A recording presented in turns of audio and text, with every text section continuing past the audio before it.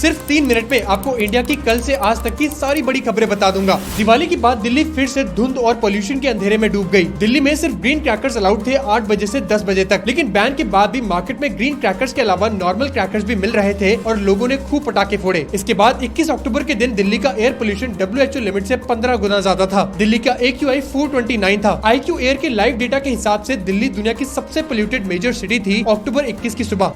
Japan में पहली बार एक फीमेल प्राइम मिनिस्टर बनी है। ये है साने तकाइशी। इनके अपॉइंटमेंट के बाद पीएम नरेंद्र मोदी ने ट्विटर पर इन्हें बधाई भी दी। पीएम मोदी ने कहा कि वो साने तकाइशी के साथ मिलकर इंडिया और जापान के रिश्तों को और मजबूत बनाना चाहते हैं। जापान इंडिया के मेजर इंफ्रास्ट्रक्चर और डेवलपमेंट प्रोजेक्ट्स में पार्टनर है और दोनों देश क्वाड ग्रुप के मेंबर्स हैं।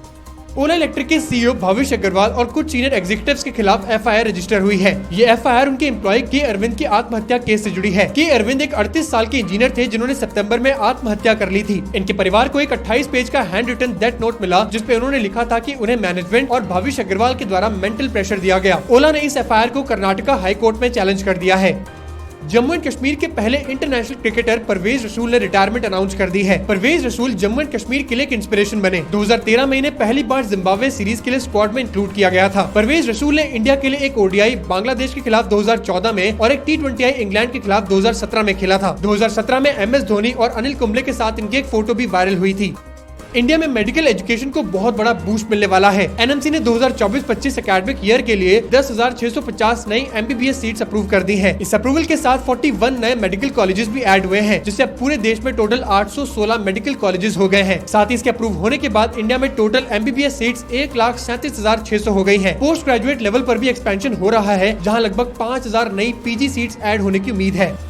बिहार में बहने वाली गंगा नदी का हाल अब बहुत ज्यादा बुरा हो चुका है। बिहार के एनवायरमेंट डिपार्टमेंट ने नेशनल ग्रीन ट्रिब्यूनल को बताया कि गंगा नदी के बिहार वाले हिस्से में पोल्यूशन लेवल डेंजरस हो गया है। रिपोर्ट के मुताबिक टोटल और फीकल कोलिफॉर्म बैक्टीरिया का अमाउंट सेफ लिमिट से बहुत ज्यादा है। ये पोल्यूशन बढ़ा क्योंकि घर का सीवेज डायरेक्टली गंगा में जा रहा है बिना किसी ट्रीटमेंट के। फिलहाल सरकार कहती है कि ये हालात सुधारने की कोशिश कर रहे हैं।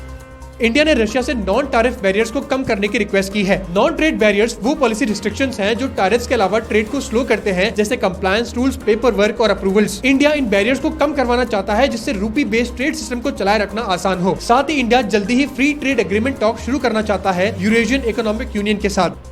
दिवाली के दिन इंडिया और चाइना के सोल्जर्स ने LAC पर एक दूसरे को मिठाइयां दी। इस बात को चाइनीज एम्बेसी इन इंडिया के स्पोक्स पर्सन यू जिंग ने ट्विटर पर कंफर्म किया। स्वीट्स एक्सचेंज का ये event border personal meeting points पर होता है, जहां दोनों तरफ के सोल्जर्स मिलते हैं। भारत चाइना बॉर्डर पर ऐसे 5 PPM पॉइंट्स हैं जो लद्दाख से अरुणाचल प्रदेश तक फैले हुए।